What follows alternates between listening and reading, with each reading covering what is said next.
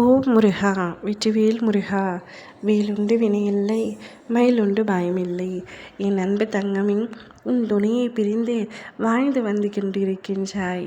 இச்சமயம் அவரை பற்றிய ஒரு விஷயம் தீயாய் பரவி கொண்டிருக்கின்றது.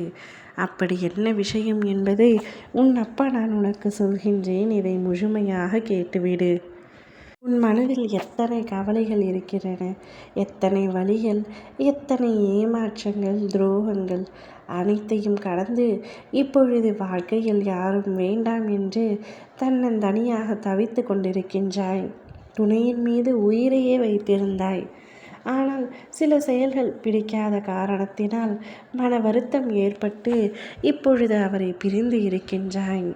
நீ பிரிந்து இருக்கும் இச்சமயத்தில் உன்னுடைய நினைவின் வலிகள் அவரால் தாங்க முடியாமல் பல தீய பழக்கத்திற்கு அடிமையாகிவிட்டார்.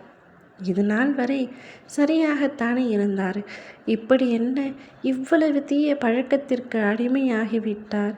இது எங்கே கொண்டு போய் செல்ல போகிறது என்று தெரியவில்லையே என்று பலரும் உன் எதிரே வந்து கூறுகின்றார்கள். உன்னால் அதை ஏற்றுக்கொள்ளவும் முடியவில்லை. நாம் பிரிந்ததால் தான் இந்த அளவிற்கு மோசமானவராக சென்றுவிட்டார் அவர் என்று ஒரு புறம் உன் மனம் துடிக்கின்றது. ஆனால் மறுபுறமோ என்னால் அவருடன் இணைந்து வாழ வேண்டும் என்ற ஆசை இருந்தாலும் ஒரு சில விஷயங்கள் தடுத்து நிறுத்தி கொள்கின்றன. அவர் என் மீது வைத்த அன்பு உண்மைதான். ஆனால் அவரின் பொய்யான பேச்சுக்களை என்னால் செவி கொடுத்து கேட்க முடியவில்லை. அதனால் தான் எங்களுக்குள் பிரச்சனையே. ஆனால் இப்பொழுது தீய பழக்கத்திற்கு அடிமையாகி இப்படி அவருடைய வாழ்க்கையை கெடுத்து கொள்கின்றாரே, என்ன செய்வது என்று புரியவில்லையே என்று தவிக்கின்றாய்.